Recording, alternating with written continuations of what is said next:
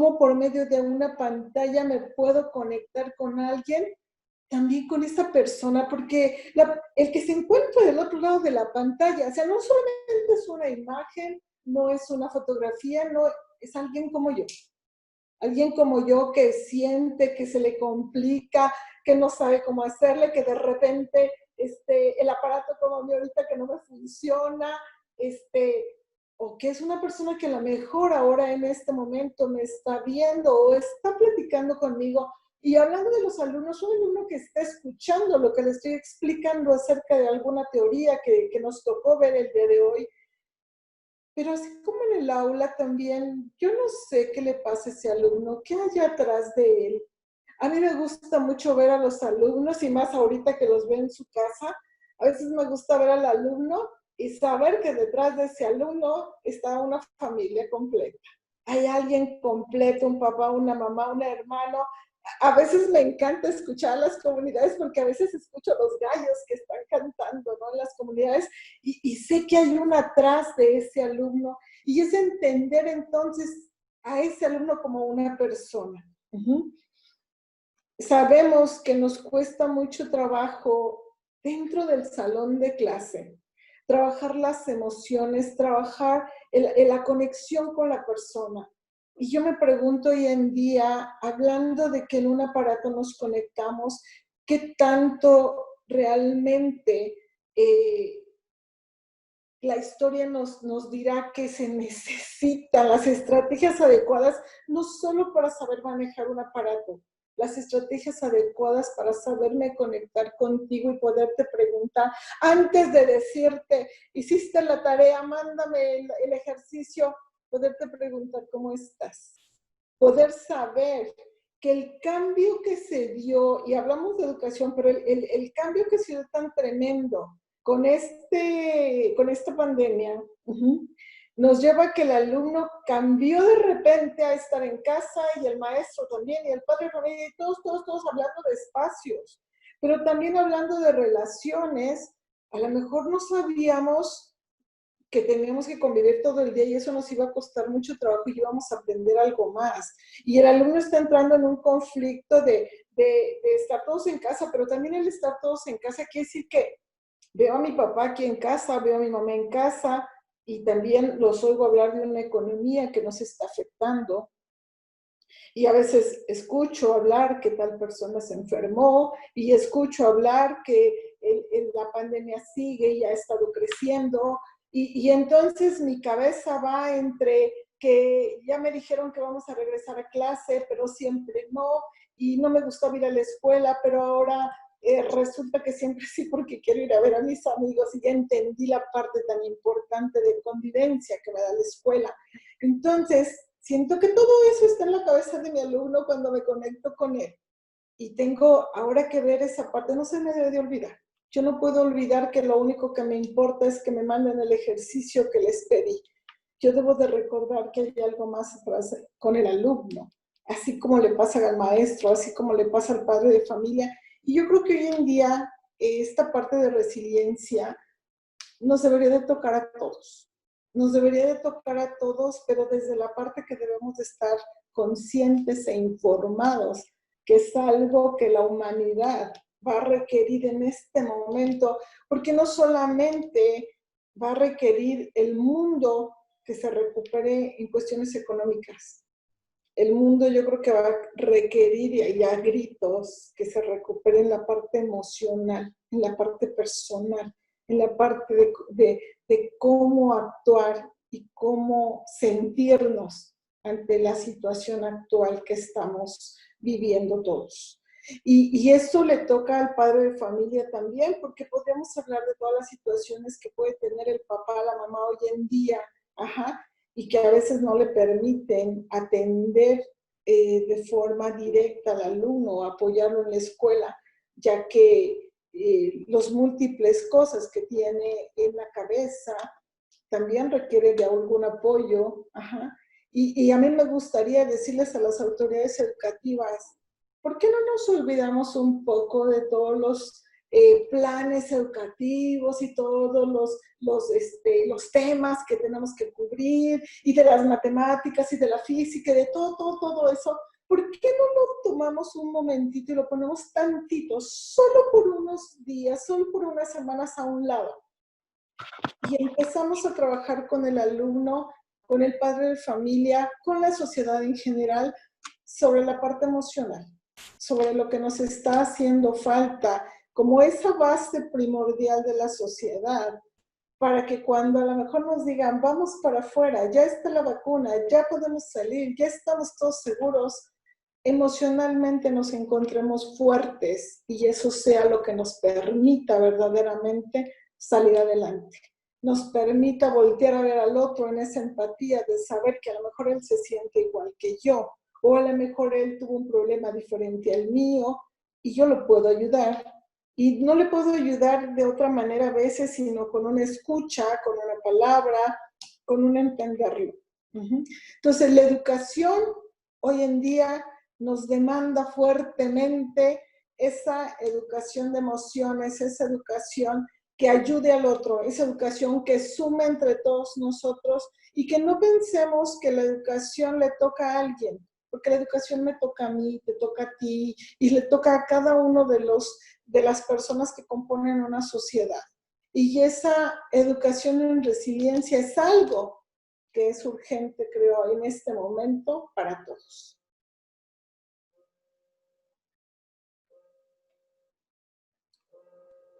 Muchísimas gracias, Magdalena. ¿Me están escuchando? ¿Sí? Sí, te escuchamos bien. Gracias. Muchísimas gracias, Magdalena, por tus palabras. Admiro, como siempre, la pasión que pones cuando hablas sobre educación.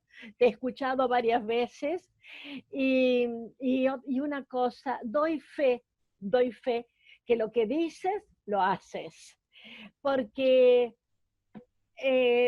las dos, ante la muerte de alguien, por tu pedido, me pediste que interviniera y que hablaras con uno de los alumnos que había estado en una actividad. Y las dos llegamos a la familia. Y no sabes para mí lo que significó ese pedido tuyo y esa respuesta del alumno y la felicidad que me dio entender en otro país, en las comunidades más pobres, que ese alumno sintiera el apoyo de alguien. Yo te lo agradezco públicamente, ese pedido, y te agradezco, por supuesto, tus palabras. Bien, si alguien tiene preguntas, en todo caso, después, yo sé que alguien Julio creo que hizo unas sugerencias que me gustaría después retomarlas. ¿Cómo? Bien, le invito al doctor José Luis Lodi que nos hable de su tema. ¿Dónde lo tenemos a José Luis? A ver, aquí está. No sé si aquí me escuchan. ¿Me escuchan? Sí, sí, muy bien. ¿Todos los demás? Perfecto. Muy bien. Muchísimas gracias, primero, por la invitación a esta charla, con la cual aprendo mucho. Me he quedado encantado con todo lo que ha dicho Magdalena. Creo que me sacó la mitad del libreto. Pero es que realmente es así. Es así porque la parte emocional es muy importante y últimamente se le está dando la importancia que tiene, cosa que no se hacía antes. Hago una aclaración, siempre me la hace hacer Elisabetta. Yo no soy el fundador de la Sociedad de Medicina Psicosomática, yo he sido vicepresidente y he estado en el grupo, es una sociedad que ahora no está más, pero donde he aprendido mucho y donde me he sentido muy bien y he encontrado la parte de la medicina que más me gusta. Voy a hacer una pequeña historia chiquita. Yo cuando estudiaba medicina hice toda la carrera trabajando. Tuve esa oportunidad y eso me permitió estar al lado de los pacientes y de los médicos desde primer año, lo cual me dio mucha ganancia en el aprendizaje de la relación médico-paciente y de la medicina real, no enciclopedista, no de los libros, que por supuesto es necesaria, sino de la relación directamente, del contacto directo con los pacientes. Había algo en la carrera que nunca me gustaba o no me cerraba, y era que siempre tenía que estar, si bien estudiábamos cómo funcionaban las cosas, porque había dos programas, perdón, que me encantaban en esa época, que era What's Wrong, qué es lo que está errado, y cómo funcionan las cosas. Eso a mí me entusiasmaba, me movía la curiosidad. Y yo decía, en medicina, si bien se estudiaba la biología, la fisiología, que era muy interesante, se le daba mucho hincapié siempre a la parte de la enfermedad. Y era más o menos como sentirse un ingeniero aeroespacial que estaba siempre estudiando por qué se caía el cohete y no cuáles eran las mejores formas de estudiar los medios de elevación. Esa era la idea que un poco me molestaba. Entonces, pasando el tiempo, me metí con todo esto de medicina psicosomática, que es una cosa muy vieja, que ahora lo llamamos psiconeuroinmunendocrinología, neurociencias, pero en realidad es lo mismo, solo que con la diferencia que hoy lo medimos, lo vemos con los equipos, la tecnología, y como el hombre necesita siempre pesar y medir las cosas, bueno, ahora lo tiene y ahora lo puede asegurar. Cuando la medicina psicosomática y las enfermedades en sí son todas psicosomáticas, y si no son psicosomáticas, son somatopsíquicas. Y de eso doy fe. Doy fe porque cuando veo entrar a un paciente en el consultorio, antes de ponerme los lentes, veo que entra un oído con zumbidos, con problemas de hipoacusia, con vértigos, y cuando me pongo los lentes veo que ese oído viene pegado a una cabeza. Entonces, a medida que se va acercando al escritorio y me pongo los lentes y me acomodo, veo que la cabeza viene arriba del cuerpo. Y cuando se sentó delante mío, y ya enfoco con la parte de abajo de los lentes, que es para ver cerca, veo que además de ese cuerpo y esos problemas, viene una cosa invisible que ocupa casi todo el consultorio. ¿Y qué es el problema? El problema viene pegado. Con esto quiero decir un poco con humor que cuando entra un paciente, entra una cosa muy integral.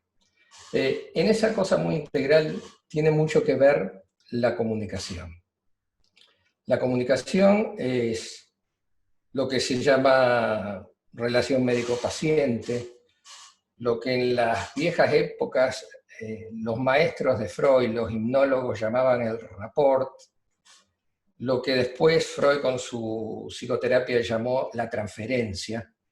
Y esto me recuerda a un hecho histórico de Freud, que después de venir de sus experiencias con Charcot y Bernheim, que eran dos hipnólogos, va a dar una charla a los médicos generalistas en Viena y les dice a todos los médicos generalistas, tratando de explicar sus técnicas, ¿no? Pobre de los médicos que no se den cuenta que están haciendo psicoterapia, bien o mal, pero todos están haciendo psicoterapia. No podemos escapar de esa relación médico-paciente. Y esto, así como cuando el paciente entra con todo ese paquete entero, con esa cosa pegada que es el problema, y se sienta frente al escritorio y me dice, doctor, ¿puede ser que sea nervioso? ¿Puede ser que sea por el estrés? Yo me relajo y dije, bueno, ya tenemos el 50% del tratamiento ganado. Porque ese paciente ya viene predispuesto a ver justamente esa parte invisible que ocupa a veces el consultorio en toda su totalidad, y eso tiene que ver con su historia, que a veces es más dolorosa que el mismo problema o enfermedad o dolor que está teniendo. Aquí estamos hablando de la empatía, ¿eh? Y la empatía, que hoy se habla tanto, yo creo que tanto los médicos como los pacientes intuitivamente saben lo que es la empatía. El médico sabe cuando el paciente, la persona está sentada frente a él, si ese paciente vino a atenderse o vino a sanarse. Eso lo pescamos al vuelo. Y nuestra misión es que el que vino a atenderse pase a ser un paciente que viene a sanarse. Eso es lo que tenemos que hacerle entender. Pero el paciente también sabe perfectamente cuando solo es atendido o realmente existe la intención honesta de querer curarlo.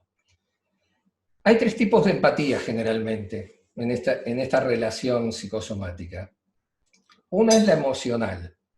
La emocional es esa que cuando vamos al cine y vemos una película triste se nos empiezan a caer las lágrimas porque nosotros nos ponemos en lugar del otro. Pero nos ponemos en el lugar del otro como si nosotros fuéramos el otro con la historia que nosotros tenemos. Y entonces eso es algo casi reflejo, que no pensamos. Se nos cae la lágrima porque el otro está triste. Y eso, tanto en resiliencia como en medicina, a veces no sirve tanto. Ponerse en el lugar del otro emocionalmente, específicamente emocionalmente, a veces no sirve. ¿Por qué? Porque en medicina a veces si yo tendría que estar operando un paciente que es mi íntimo amigo, en un momento crucial donde tengo que decidir una técnica, y estoy comprometido emocionalmente, quizás no pueda estar lo suficientemente frío, y no por eso no tener empatía, para poder decidir qué es lo que tengo que hacer y qué es lo mejor para él. Esa es la empatía cognitiva, o sea, me pongo en el lugar del otro, pero me pongo en el lugar del otro pensando cómo está el otro, no como a mí me parece que tiene que estar el otro porque yo me sentiría así. Yo me sentiría así, pero yo no sé si el otro se sentiría así. Todo ese trabajo mental cuesta un poco, pero ayuda. Ayuda a ponernos realmente en el lugar del otro. Aquí no estamos hablando de algo reflejo, de células espejo que responden. Estamos hablando de un trabajo cognitivo, del pensamiento. Y la tercera empatía es la que importa en la resiliencia. Es esta forma de verla, así cognitivamente, con el pensamiento, pero con el agregado de la intención de querer ayudar y de ayudar. Esto es importantísimo en la relación médico-paciente. Si yo tendría que hablar del estrés, que es una de las primeras causas digamos, de los efectos traumáticos que vemos en medicina para después relacionarlos con la resiliencia, bueno, podríamos estar hablando mucho tiempo. Y lo único que voy a decir es que nosotros tenemos dos mecanismos, rápidamente, para estar habitando este mundo en donde estamos.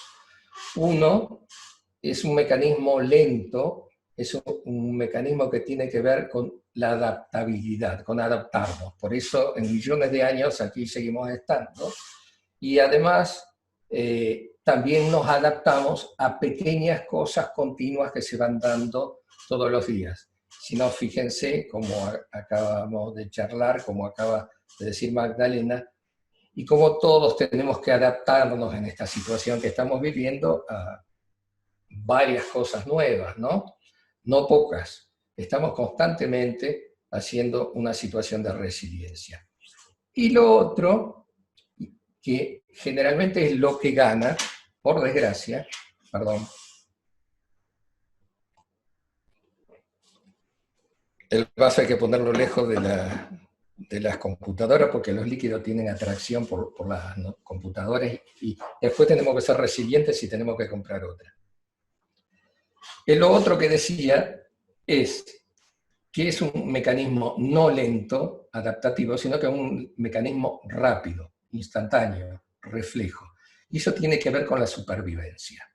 Eso tiene que ver con el videíto que pusieron por ahí, que no sé quién lo hizo, me imagino que la chica esta que maneja la parte técnica, cuando me hace aparecer el tigre Juancho, que nunca lo había conocido realmente, pero ahí vi que está, que lo agregaron, algún día lo voy a conocer.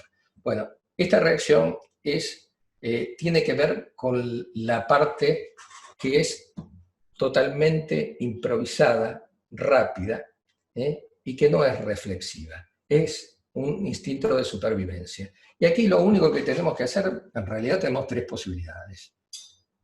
Nos quedamos quietos, es posible que nos coma el tigre, el Juancho, como aparece ahí. La otra es que peleemos, cosa media extraña, ¿no? Porque el tigre seguro que nos va a ganar. Y la otra que seguro la que vamos a hacer, salimos rajando.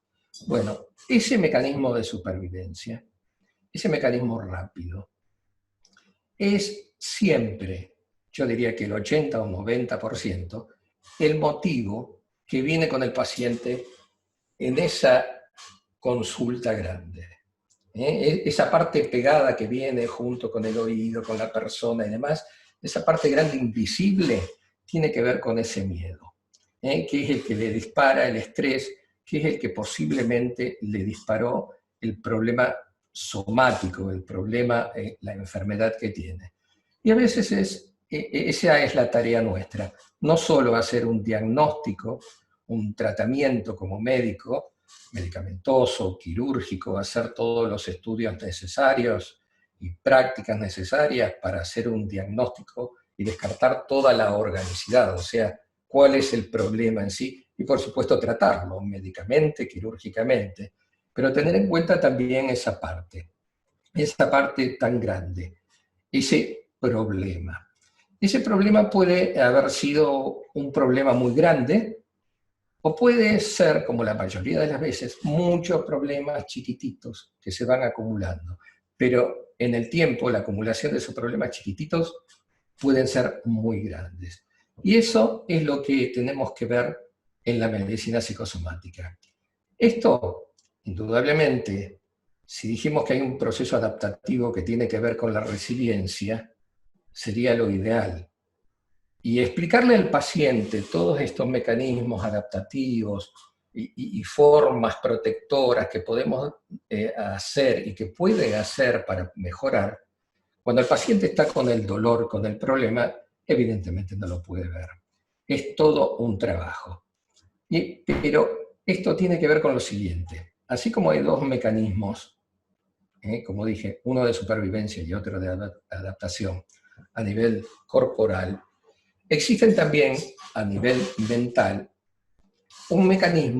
dos mecanismos que tienen que ver con la parte mental y que tienen que ver con la forma de ver ese problema. Uno es un mecanismo rápido, un mecanismo automático, un mecanismo que se lo llama red por default o sistema rápido.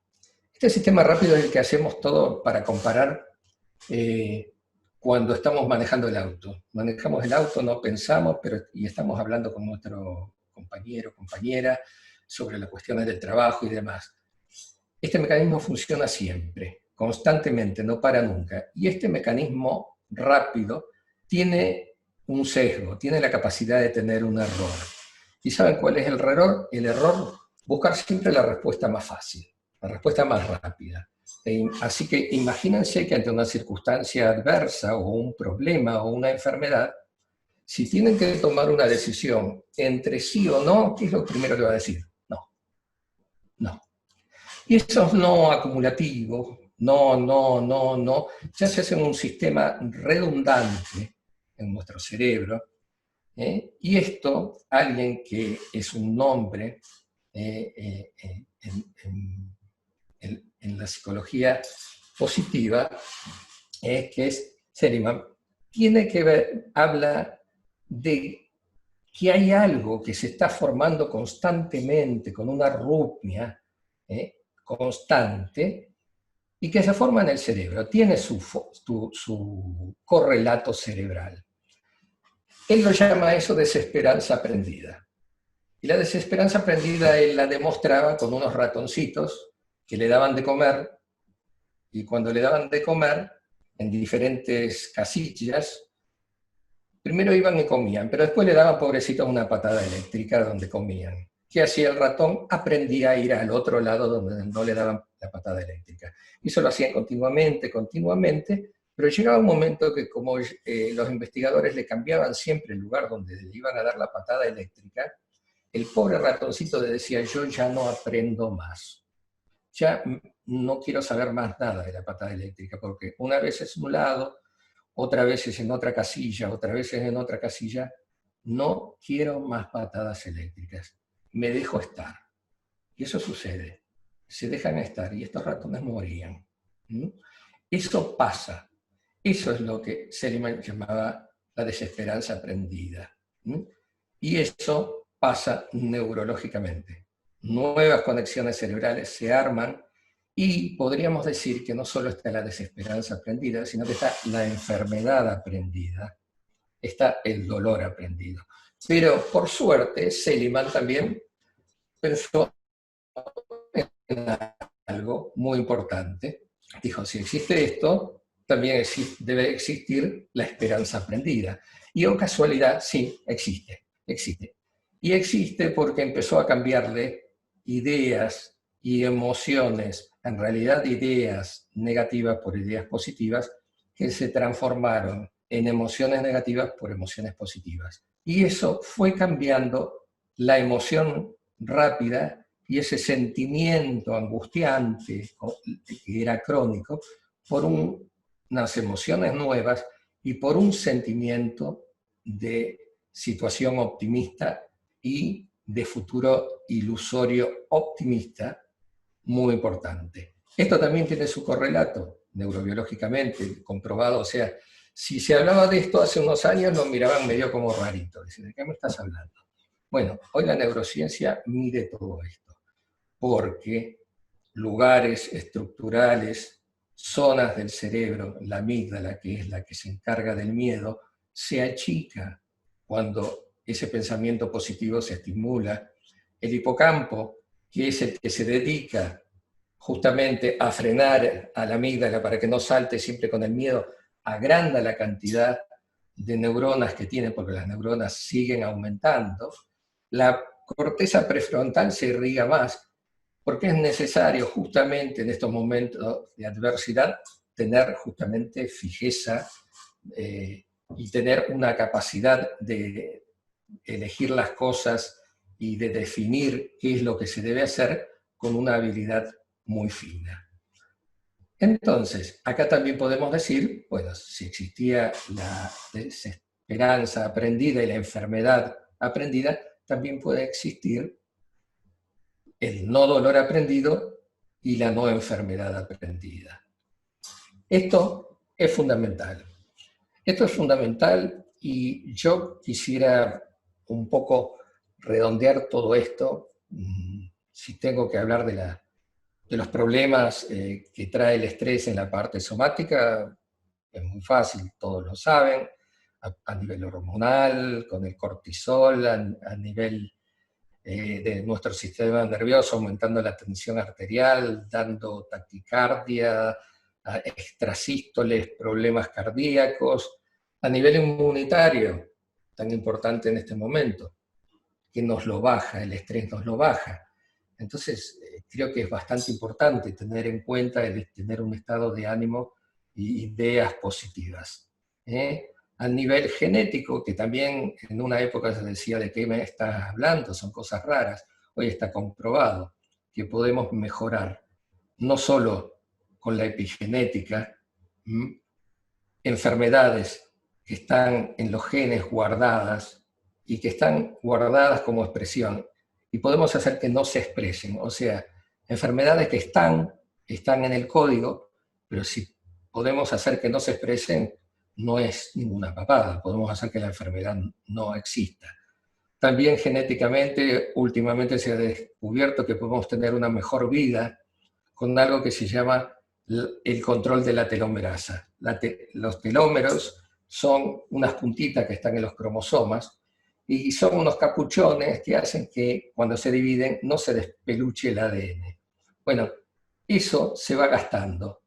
Y el estar en un buen estado de ánimo, el no estar estresado, hace que eso no se gaste, y eso hace que nos prolongue la vida y que tengamos una mejor calidad de vida. Resumiendo, ¿qué es lo que hago yo y qué es lo que creo que funciona? Por lo menos a mí me funciona. Es tener en cuenta cuando veo al paciente, cuando estamos frente al paciente y cuando nos comunicamos.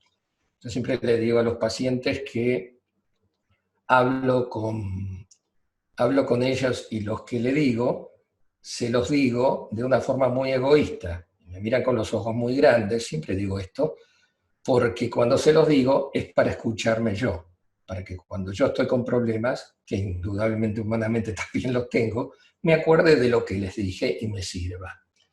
Y lo que hago es lo siguiente. Creo que es muy importante enfocarse en el presente. Enfocarse en el presente, primero, sobre todo con una idea de futuro ilusionante, con una meta, sobre todo con una meta. Porque si no hay una meta, ¿para qué nos vamos a movilizar si en realidad no vemos la meta? Mejor me quedo acá, total no voy a ver nada nuevo. Esto tiene mucho que ver con la zona de confort, o sea, salir de la zona de confort, que de confort no tiene nada más que el nombre, porque en realidad lo único que hace es estancarnos y dejarnos sin la posibilidad de vivir cosas mucho más lindas y mucho más bonitas. Entonces, para ir a buscar el chocolate que está en la heladera y movilizarme, tengo que saber que está el chocolate. Pero cuando estamos en una situación de dolor, de enfermedad, vulnerable, o cuando tenemos una angustia mental que nos está golpeando, lo que menos vamos a pensar es que ese chocolate está en la heladera. Entonces lo que tenemos que hacer realmente es imaginar que el chocolate está en la heladera y movilizarnos, porque si no nos levantamos para ir a buscarlo, y si está, y bueno, nos la perdimos. Eso por un lado. Y seguir en el presente, también teniendo en cuenta el pasado. El pasado no como una cuestión nostálgica, como una mochila, como una cuestión dolorosa, y con todo un arrastre de lamentos, sino todo lo contrario, como una carga, como un paquete, pero como un paquete de aprendizaje, y como un paquete de experiencia que hacen que eso sirva para movernos en el presente. Por último, y basta, les digo que hay algo que a mí me entusiasma, y que yo lo llamaría en medicina resiliencia preventiva, y le daría otro nombre, resiliencia preventiva predictiva. ¿Por qué digo predictiva? Porque estoy seguro que funciona. Ya lo puedo saber, ya lo puedo predecir. Y esto es algo fantástico. Cuando se los diga no me lo van a creer, pero después me lo van a creer. Ustedes imagínense que tuviéramos la posibilidad de viajar al pasado, como en la película de Volver al Futuro, y podemos llegar antes de que sucedan los hechos traumáticos, los problemas, las situaciones vulnerables, o antes de que se den las enfermedades, y nosotros podamos dar las herramientas para prevenirnos, predecir antes de que vengan esos problemas, o darle los elementos y los mecanismos para defendernos si es que los problemas vienen, y tratar de que nos hagan el menor daño posible. Si eso fuera posible, sería fantástico. Bueno, y acá me engancho un poco con lo que dijo Magdalena. Sí, eso se puede hacer. Podemos conectarnos en el espacio-tiempo, el presente, con el pasado. ¿Y cómo se puede hacer eso? En el mismo momento y en el mismo espacio-tiempo. Bueno, conectándonos con ese pasado que está enfrente nuestro, con ese comienzo de pasado, con ese origen del pasado, que después va a ser el futuro. Ese origen del pasado, que lo tenemos frente a nosotros y que va a ser después el futuro, es la niñez, son los chicos, es la infancia. En ellos todavía, posiblemente, y es lo que deseamos, si lo tomamos tempranamente, antes de que su cerebro, que él es chiquitito, pero su cerebro es muy grande y está constantemente en un mecanismo de cableado, de evolución, armando todas sus estructuras de lo que va a ser su carácter en el futuro, se está moldeando. Si podemos trabajar en ese pasado que está presente antes de que llegue el futuro, con todos los problemas, podemos hacer cosas fantásticas. Así que termino con esto. Y bueno, hay muchas cosas para hacer, de todo hay para hacer, y sabemos que hay con qué hacerlos, que están medidas, que están comprobadas, simplemente hay que ponerse manos a la obra. Muchas gracias.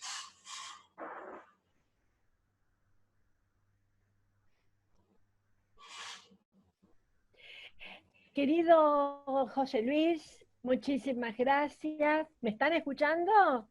Sí, sí.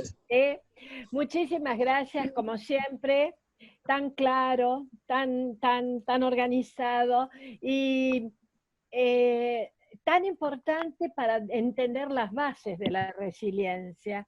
Tanto Magdalena como tú, los quiero bien cerca para poder ayudarme a seguir esta corazonada y este empuje hacia la difusión para que mejorar la vida de la gente, ¿no? Que a lo mejor es una empresa demasiado grande o demasiado, digamos así, ostentosa, pero se puede, podemos vivir mejor y podemos aprender a vivir mejor y contagiarlo.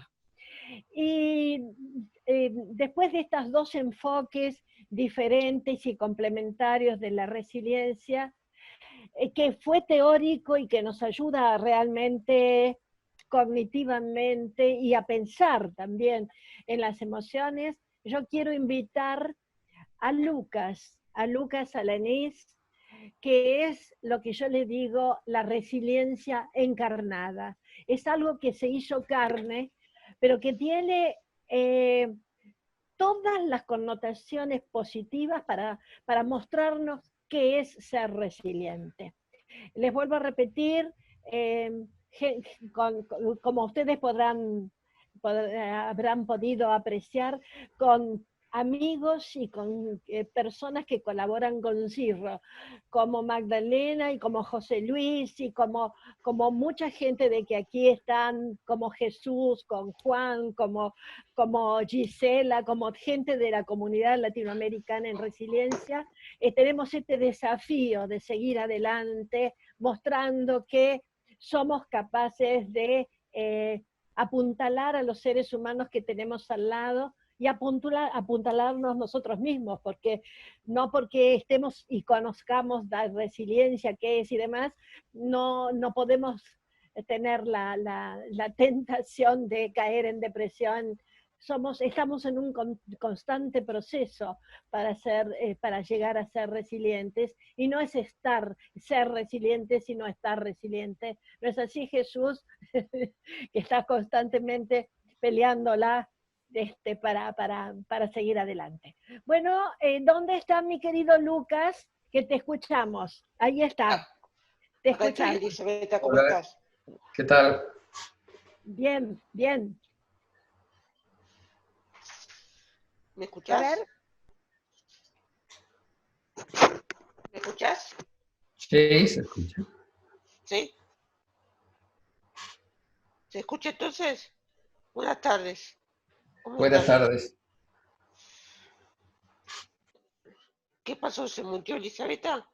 No, no, no. Yo apagué el micrófono, pero te estoy escuchando atentamente, Lucas. Vas a hacer el broche de oro. Bueno, Bueno, para arrancar con la temática, me habían invitado para dar una, una pequeña definición para que para mí la resiliencia. Busqué bastante en internet y para mí lo quise hacer bastante corto para que quede inconciso, corto y conciso, pero bueno, para mí la resiliencia es la capacidad para superar las adversidades. Pero para que esto no quede corto, muchas de las cosas ya las mencionaron acá y con mucho más detalle, pero bueno, y a mí me pareció importante 8 características que tiene la persona resiliente y que yo creo que las tengo en más o mayor medida y que son igualitarias para todas las personas que tienen esta capacidad. La primera es el autoconocimiento y la autoestima de la persona resiliente. La segunda, como habían dicho, la empatía. La tercera es la autonomía de la persona resiliente. La cuarta sería afrontar las adversidades. Para mí esta la puse como definición. ¿Por qué? Porque adversidades, en mi caso, es una discapacidad, pero yo creo que todos tenemos nuestras adversidades y va cambiando el nombre. Y ese es nuestro desafío en la vida. Así que, y por eso la usé en la definición. Después, como quinto punto, elegí la conciencia en el presente y el optimismo, un punto muy importante para mí. Después, en sexto lugar, la flexibilidad y la confianza con la perseverancia, otro punto clave. Después, la sociabilidad en las personas resilientes, también un punto importantísimo. Y por último, la tolerancia a la frustración y a la incertidumbre, algo que ahora nos afecta con esta pandemia y demás. Pero bueno, antes de seguir, yo soy Lucas Alanís, me dicen Capocha, tengo 28 años, 27 años, soy de la ciudad de Bahía Blanca, provincia de Buenos Aires, Argentina. Soy mayor de 3 hermanos, soy periodista, estudio licenciatura en administración, también estoy estudiando coaching ontológico, tengo una charla TEDx que se llama Mi discapacidad, mi mayor virtud, está en internet por si la quieren ir a ver. Y después en 2017 JCI, la Cámara Junior Internacional, me nombró como uno de los 10 jóvenes sobresalientes de la República Argentina en la categoría Logros y Superación Personal.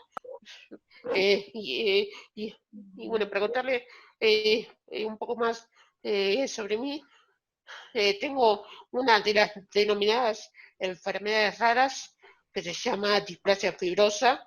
Me la descubrieron al año y medio después de la primera quebradura y ahí arranqué un paseo por varios médicos, todos de acá de Argentina, la mayoría en la provincia de Buenos Aires y la mayoría también en el Garrahan, un hospital muy importante en la provincia de Buenos Aires que se especializa en chicos.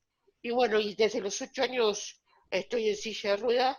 Por suerte, mi familia desde muy chico me dieron las herramientas para que yo me pueda desarrollarme como uno más, siempre dejando bien en claro que el estudio iba a ser la herramienta fundamental para igualar oportunidades y también dando la importancia, como dije en los 8 puntos, la importancia de sociabilizar y de ser amigos, porque es una de las virtudes que por suerte tenemos ahora, ya que hay que recordar que no hace tantos años la discapacidad estaba condenada a estar encerrado en su casa, con su familia, y eso era todo. Así que por suerte también tengo un trabajo acá en Bahía Blanca, trabajo para DAO Argentina, soy analista contable, y bueno, y esto es más o menos mi, sí, mi presentación.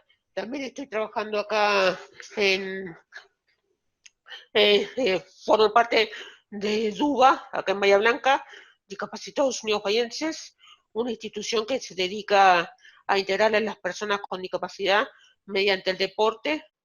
Ahora tenemos más de 15 deportes, actividades culturales, y bueno, y el año pasado empecé a formar parte de la Fundación Matilde Bagli, allá en Rosario, y bueno, y gracias a esa fundación la conocí a Elisabetta, y acá estoy yo, así que bueno, este es mi humilde testimonio, y lo que les conté, creo que queda muy apartado y atrás de las cosas que dijeron los otros dos locutores, pero bueno, este es mi humilde lugar y le quería agradecer por su tiempo.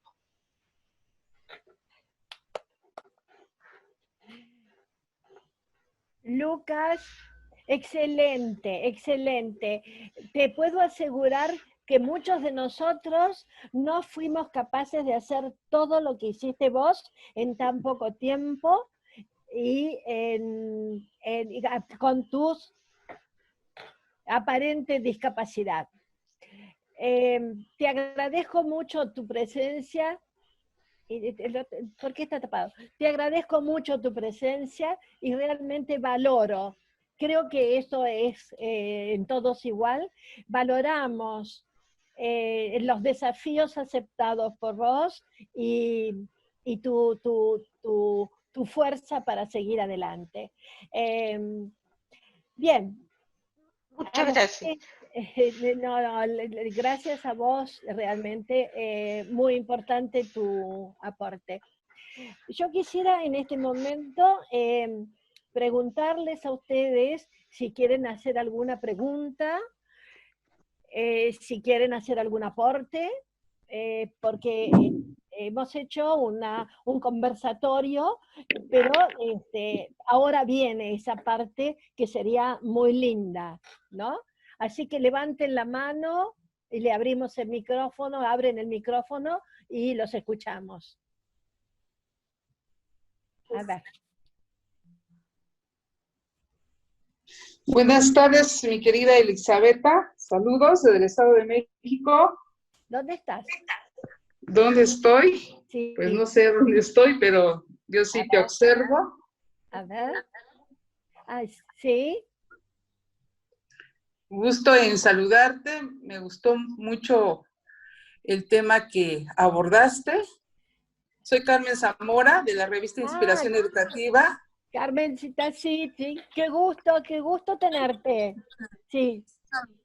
Y un reconocimiento para ti, para la doctora Maggie, una excelente persona. Pues a través de sus eventos hemos aprendido de la resiliencia educativa, ya que a veces en esa hermosa y bella profesión tenemos varios obstáculos, pero ella a través de sus congresos o de la asociación civil es luz para los que estamos en ciertos puntos de oscuridad, pero nos abre los caminos. Me gustó mucho este tema de resiliencia, también del doctor, cómo lo abordan desde un punto de vista educativo. Precisamente ahorita en México, el Consejo Técnico Escolar se está hablando de emociones, pero más sin embargo no se está tratando el tema de resiliencia. En el Estado de México se nos habló de que después de la pandemia biológica se va a presentar o se está presentando una pandemia psicológica.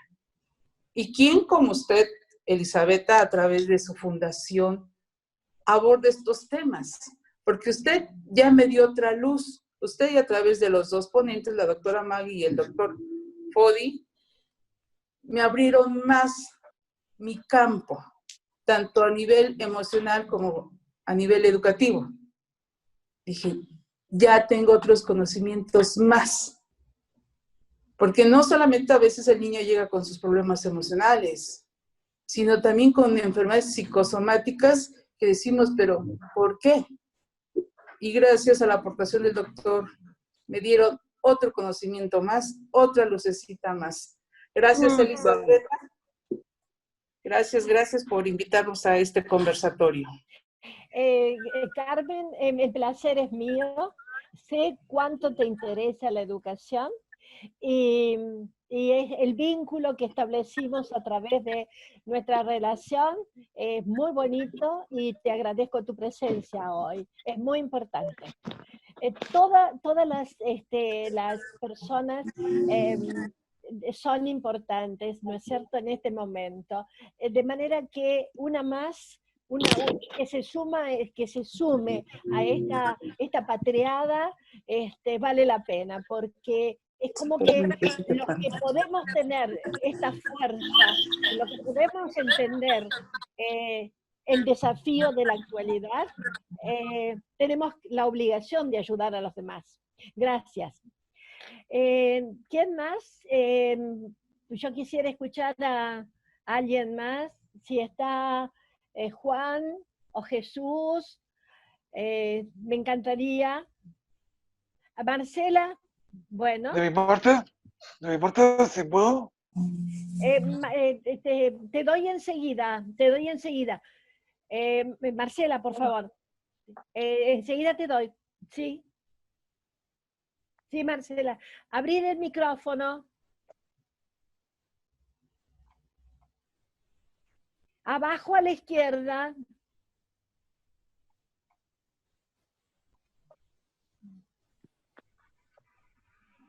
O al lado.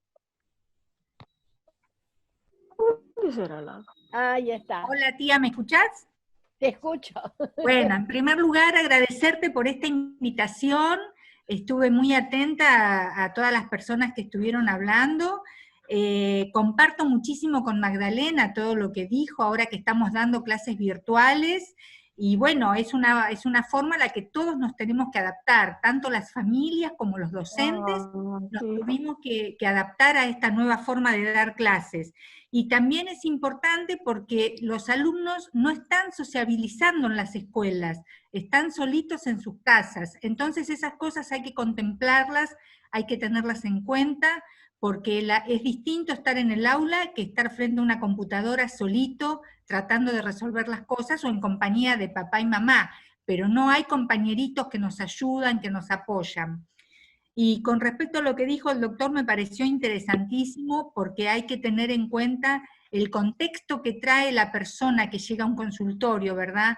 No es únicamente ella con su cuerpo, sino que trae en sí toda una carga emocional, familiar y social que, bueno, que hay que tener en cuenta. Así que, y Lucas, por supuesto, un genio, ¿verdad? Todos sus logros, con 28 años que tiene, realmente todo un logro lo que ha podido realizar en su vida. Así que lo felicito de corazón y espero que siga muy bien y que tenga mucho éxito en su vida. Muchas gracias, tía. Al contrario.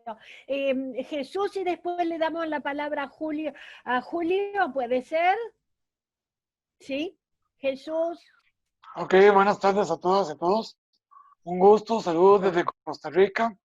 Para mí, un tremendo honor estar acá en este conversatorio y siempre te admiro muchísimo, Elizabeth, lo sabes. Sí. Y bueno, hacer un... Claro. De parte de los ponentes, agradecerles. De María Magdalena, pues soy docente, entonces comparto muchos puntos que ella toca, porque no es lo mismo enseñar presencialmente que a través de una pantalla, como estamos todos conectados ahora. Es un reto. También comparto porque soy padre de familia, entonces sí se ha convertido, ¿verdad?, en un reto para nosotros. Y el doctor, espectacular, me encantó la charla del doctor. Yo soy doctor, pero no soy doctor en medicina, soy doctor en ciencias empresariales, pero sí fui paciente mucho tiempo. Y sí me tocó vivir la época de los doctores que no tenían esa empatía, que él clasificó en 3 tipos de empatía, ¿no? Entonces, a uno lo veían como un caso más, ¿no?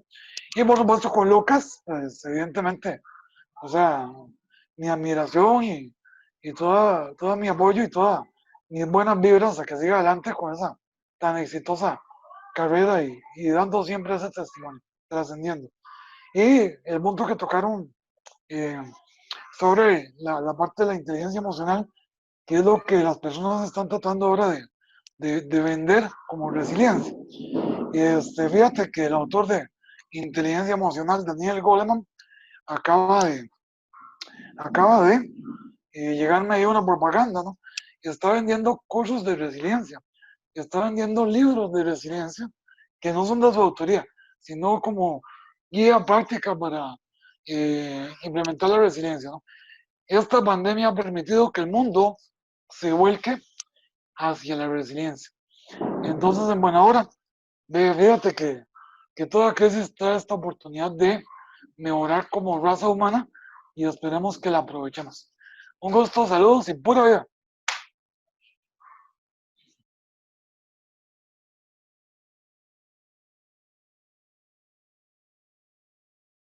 Hola, doctora Bellán. Julio, has aportado algunas cosas en el chat, si quieres manifestarlas. Primero agradecer realmente que es maravilloso la conferencia de ambos, de los dos primeros disertantes, y una experiencia maravillosa digamos, del tercer disertante.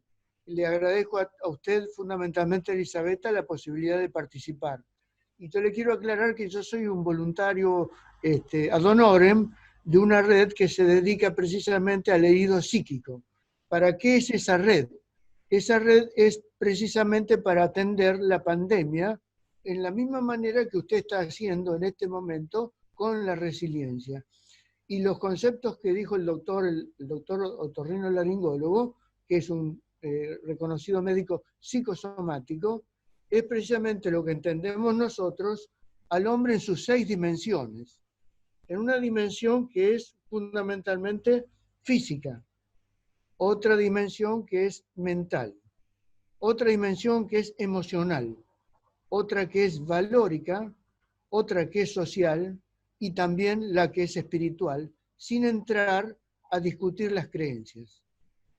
En esa integridad del ser humano, lo que nos está pasando es que no tenemos un seguro asegurado y tenemos muchas incertezas que nos crean angustias.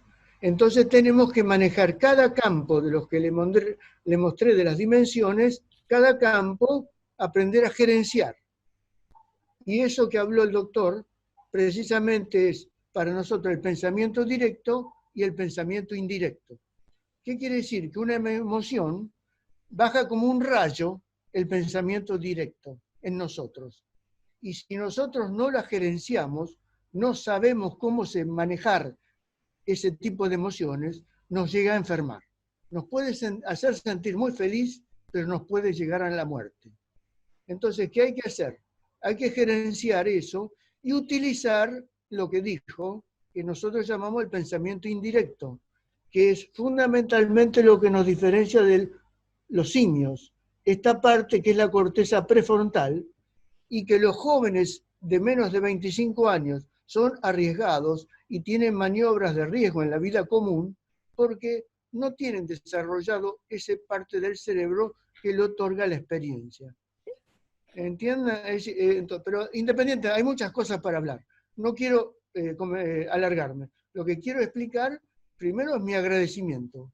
Y lo segundo, que esta red está basada en el doctor Re, que es un psiquiatra de La Pampa, que empezó con una gran cantidad de jóvenes que se suicidaban en la provincia de La Pampa, hace más de 20 años. Y ha estado trabajando y ahora ya hay conexiones con Chile, con algunos países latinoamericanos y se está expandiendo en distintos sitios.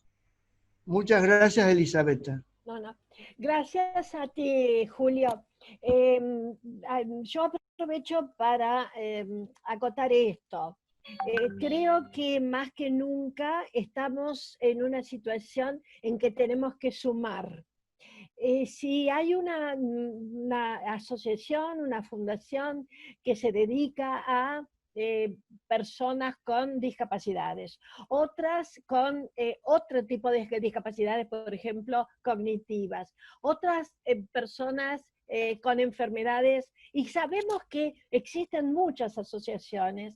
Lo importante sería que no trabajemos en forma aislada. Por eso el hecho de que esté presente la Fundación Bagley, que esté presente la medicina psicosomática, que esté presente tu fundación o tu asociación, me parece la forma de aunar esfuerzos, porque la unión hace la fuerza, y este poder de divulgación y este poder de convicción. Es decir, yo puedo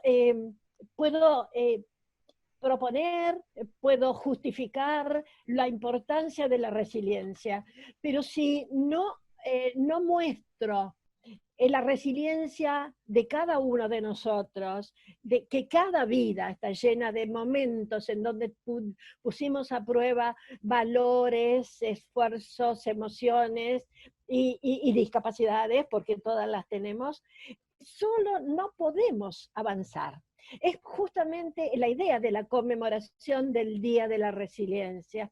Así como el Día del Padre nos abocamos y ensalzamos y saludamos al Padre, puede ser que algún día el Día de la Resiliencia no sea más que una conmemoración anual, pero sí un acto y un proceder, una actitud frente a la vida de muchas personas.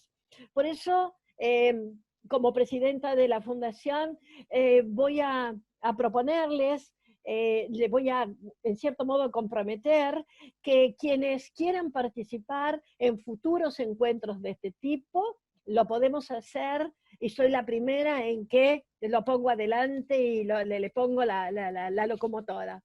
Hay cosas que nos hacen mucho más humanos, y especialmente la experiencia con los demás. Y entonces en la fundación he tenido y tengo experiencias con gente que recién conozco y que se han convertido en entrañables para mí. Y entonces seguramente ustedes, este día, para mí muy importante, van a estar en mi afecto, muchos ya lo están, y entonces me queda agradecerles infinitamente este acompañamiento y esta fuerza que me dan para seguir adelante en un momento en que no es fácil, pero que sabemos que hay que seguir adelante y mostrar que la vida es mucho más linda de lo que uno cree. Eli, Bien. Sabri levantó la mano y Juan Sabri. Díaz de la Cruz también. Juan, ¿dónde estás? Ah, y Susana también. Bien, Sabri, te escuchamos. Bueno, yo estoy, a ver, te escucho a vos, lo escucho a José Luis, a Lucas, a Maggie, y de verdad siento que estamos generando ese pensamiento positivo que necesitamos hoy. Somos 66 personas en el Zoom, algo maravilloso, me explota el corazón.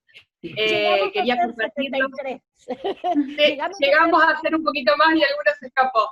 Pero nada, agradecerles a cada una de las personas que están acá, porque los aportes de todos ustedes es maravilloso, pero esto que nos llevamos puesto en el cuerpo y en las emociones creo que hace la diferencia.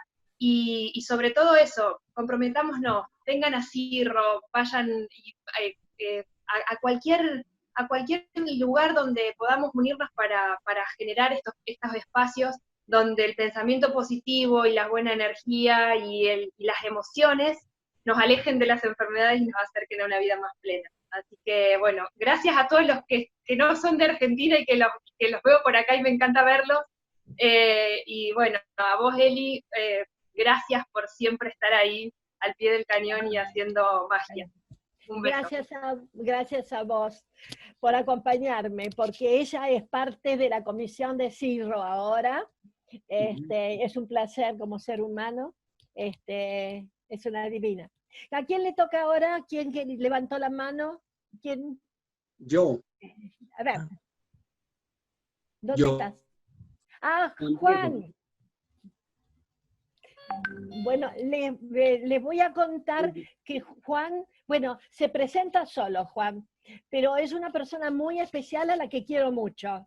Pertenece a la comunidad latinoamericana en resiliencia y él se va a presentar. Ay, Elisabetta, muchas gracias por permitirme participar en esta jornada tan interesante. Un placer. Una jornada maravillosa porque realmente los aportes de Magdalena, de José Luis y de Lucas están totalmente hilados y estoy en sintonía contigo en tu reflexión de que tenemos que sumar en un momento tan importante y de tanto dolor, de tantos desafíos para la humanidad. Yo me quedé con la pregunta del doctor José Luis que él planteaba, ¿cuál es el problema? Y haciendo como eco de las tres intervenciones, siento que los tres iban hacia la visión de la necesidad de una concepción holística del hombre, que rompa con cualquier tipo de prejuicio, que podamos ir realmente al servicio de los seres humanos sin distinción de ningún tipo. También veía que los tres hacían énfasis en la comunicación, la importancia de comunicarnos.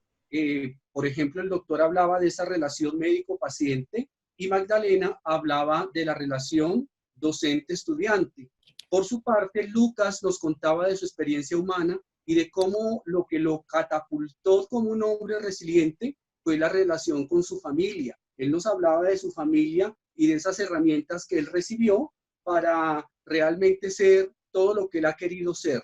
Entonces me parece que cierro como mi intervención diciendo que vibro con ustedes porque encuentro una gran sintonía con lo que hacemos en Colombia, la importancia de la inclusión, la importancia del respeto, la importancia de una visión integral desde todas las áreas del ser humano, como tú planteabas hace un rato, Elisabetta, y veo que están conectadas personas que desde distintos saberes, desde distintas áreas, apoyan la resiliencia. Qué bueno unirnos. Es el momento de unirnos. Te agradezco muchísimo que me hayas permitido participar en un evento tan bello y me gustaría poder seguir participando en lo que hagas.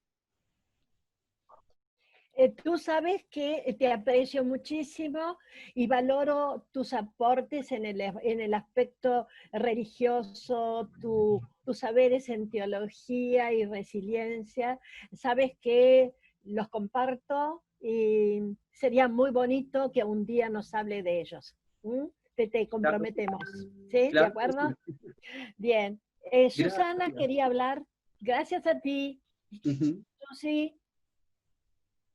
Hola, buenas tardes a todos. Estoy muy contenta de haber participado y quería simplemente decir 2 o 3 cositas. En primer lugar, comunicarse es interactuar con el otro. Y eso se da en educación, se da en la medicina y se da en este momento en el que estamos todos participando de este encuentro. Y todos también somos resilientes, todos, porque todos hemos tenido que superar distintas situaciones en nuestras vidas. Y vos, Elisabetta, marcabas la necesidad de trabajar en conjunto, de trabajar en equipo. Y esto un poco yo lo extiendo a aprender a empatizar con los otros, que a veces pueden ser agresivos, que a veces pueden ser molestos, y entender a los otros. Es decir, resiliar me parece que es aprender a estar en contacto con los otros para ayudarnos, para brindarnos. En mi caso, yo tengo una fuerte actividad religiosa y me ayuda muchísimo la oración. Me ayuda muchísimo a mejorarme a mí y poder entender y relacionarme con los demás. Y me parece, bueno, ese es mi aporte nada más. Tener conciencia de que para poder resiliar tenemos que aprender también a convivir y entender a los otros. Buenas tardes. Muchas gracias, Susana, muchísimas gracias. Y sé que lo que decís, lo haces. Realmente una alegría tenerte en este grupo, en este conversatorio, en esta reunión. Jesús, ¿habías levantado la mano? No. ¿Quién más era? A ver. Más, pero me parece como Huawei. Sí, sí. Buenas tardes, Elisa. ¿Cómo estás? Un saludo desde México. Un abrazo fuerte para todos. ¿Cómo estás? Bien. No te había identificado. Sí, porque no tiene, después me di cuenta que no tenía el nombre en el identificador. Un saludo muy bonito. Viva México. ¿Sí? Viva Cuba y viva México. Viva Cuba, viva México. Es verdad. Ella aclara para que no se confundan. ¿De dónde eres? Es que soy cubana y estoy muy contenta porque también, bueno, estar aquí contigo, con Juan, con otros colegas de la Comunidad Latinoamericana en Resiliencia que nos unió y que me da mucho gusto, y bueno, los nuevos que estoy conociendo. No pude llegar bien a tiempo porque me confundí con el uso de horario, pero pude estar en la conferencia del doctor y bueno, hasta ahorita. Y me impactó. Lo que más me movió fue que hace como un año estoy trabajando en una universidad aquí en México con estudiantes, o sea, como profesora de la División de Ciencias de la Salud, y estuve muy en sintonía con lo que el doctor nos comentaba, ¿no? Porque estoy atendiendo, ayudando, orientando a mis compañeras de trabajo, las enfermeras que hoy están en la batalla, en primera línea de batalla en la lucha, ¿no? contra el COVID, a mis estudiantes en formación, y me quedé con mucho, resoné mucho con lo que el doctor estaba comentando, y cada día veo más la necesidad de este enfoque, ¿no? Porque mis compañeras un poco que llegan, pues están muy cansadas, como que a veces se le va la luz al final, como dirían, ¿no? Al final del túnel, ¿no? Del camino. Y entonces, bueno, un gustazo seguir compartiendo. Aquí empezó a llover muy fuerte. Un abrazo grande, y sigo aquí conectada. Cada vez que me inviten, pues voy a estar. Bien, yo te felicito públicamente por tu doctorado. Gracias. Ya lo he hecho personalmente, pero ella ha logrado el doctorado en psicología. ¿Es así? Bien, un placer tenerte. Gracias, un abrazo. ¿Dónde está Carlota? ¿Dónde está Carlota? A ver, Carlota Machiavelli, presidenta de Tercer Milenio en la Cultura, amiga de 30 años y luchadora. 40. A 40. 40. Yo me estaba Sacaste mal la cuenta. Pero me parece que como amigas de cana aquí, ¿eh? Bueno, escúchame una cosa, no me deschaves la edad. Bueno, no, somos jóvenes, todos jóvenes. Somos jóvenes. Yo quiero estar de tu marido. Está Jorge acá al lado mío. Ahí está. Hola, Jorge. Yo queremos felicitarte. Yo que te conozco, ya te digo, desde los 80 más o menos. Sí. Y Elisabetta en esa época no tenía cirro, pero en su cabeza ya estaba. Ella venía proyectando esto que hoy es una realidad. Y agradecer al doctor José Luis, a Magdalena y a Lucas, porque las charlas de ellos fueron realmente enriquecedoras, y agradecerle fundamentalmente a mi amiga Elisabetta, que ha llevado adelante una tarea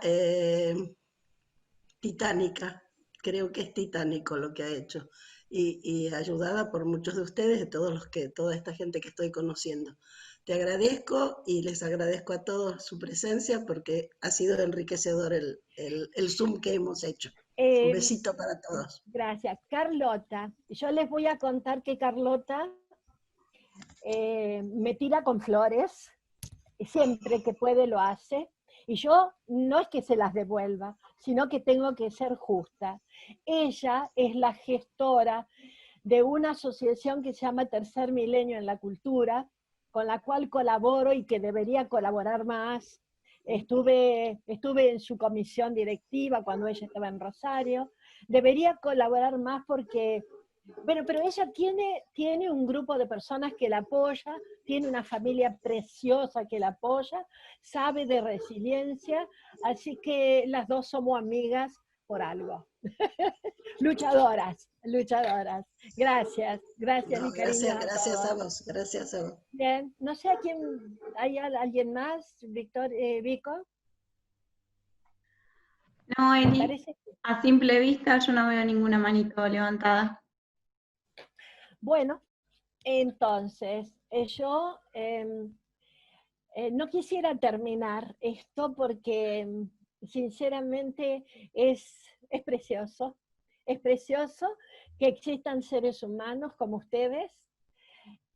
No sé cómo agradecerles, diciéndoles gracias, y esta posibilidad me dio,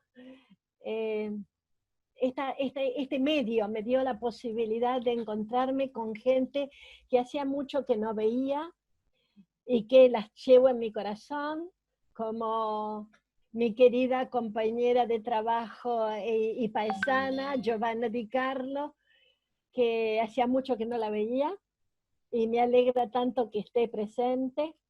Bueno, como están todos ustedes presentes, les entrego mi corazón y les digo, cada uno de ustedes en su lugar, haga lo que indecible para apoyar al que tienen al lado, porque no existimos si no reconocemos que existe nuestro entorno y los otros tú y los nosotros. Así que gracias otra vez, los espero en el próximo encuentro. No va a ser dentro de mucho tiempo, vamos a tener una jornada sobre vejez, pero más que nada sobre vejez, sobre evolución etarias, las resiliencias en las distintas etapas de la vida, y vamos a tener también un encuentro donde vamos a ver la resiliencia a través de las artes, de la literatura, de la música, de la plástica.